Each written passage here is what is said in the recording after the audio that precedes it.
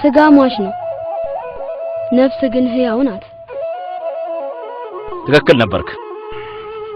እንዲህ ያለ ተሳዳቢ ልጅ አላየውም።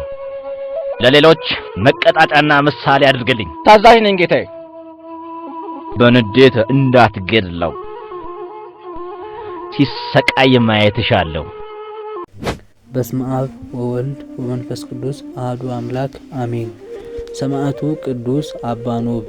ወላጆቹ ቅዱሳን ንጹሃንና ሩህሩሃን ነበሩ። ልጃቸውን 12 ዓመት እስኪሆነው ፈሪሃ እግዚአብሔርን እያስተማሩ ስላሳደጉት የቅዱሳት መጻሕፍትን ቃልና ምስጢር መማርን የሚወድ ሆነ።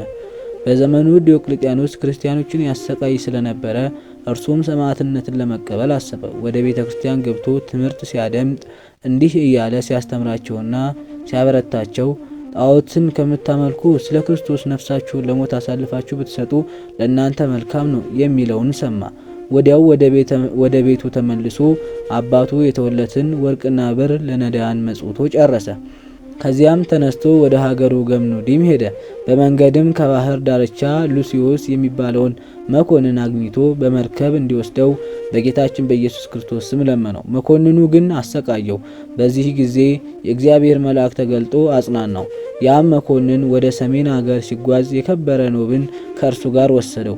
በመርከቡም ምሰሶ ላይ ዘቅዝቆ ሰቀለው። መኮንኑ ሊበላና ሊጠጣ በተቀመጠ ጊዜ ጽዋው እንደ ደንጊያ ሆነ። ወታደሮቹም ታወሩ። የእግዚአብሔር መልአክ ኖብን ከተሰቀለበት አወረደው። በአፍንጫውና በአፉ የወረደውንም ደሙን አሻሸለት። ይህ በእንዲህ እንዳለ መርከባቸው በነፋስ ተገፍቶ አትሪብ ከተማ ደረሱ።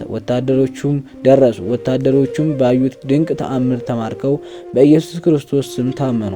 መኮንኑ ተበሳጭቶ አንገታቸውን አስቆረጣቸው። አባ ኖብንም በብረት አልጋ ላይ አስተኝተው ከበታቹ እሳት አነደዱ።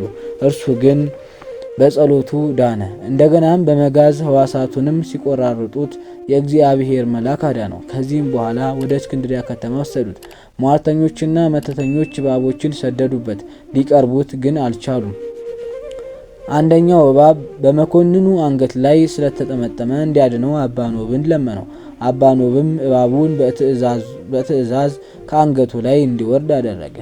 ሟርተኞቹ ሊያድኑት አልቻሉም ነበር። መኮንኑም ማሰቃየቱን በሰለቸ ጊዜ አንገቱን በሰይፍ ይቆርጡት ዘንድ አዘዘ። ክብር ይግባውና ጌታችን ኢየሱስ ክርስቶስ ተገልጾለት ሥጋ በሚኖርበት ቦታ ከእርሱ ታላቅ ፈውስ ይሆናል። እንዲሁም በመከራው ጊዜ ስምን በመጥራት ከእግዚአብሔር እርዳታ ለሚሻ ሁሉ ድኅነት ይደረግለታል።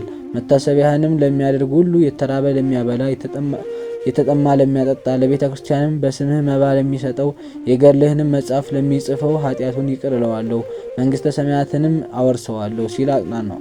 አባ ኖብ ሐምሌ 24 ቀን በሰማዕትነት አረፈ።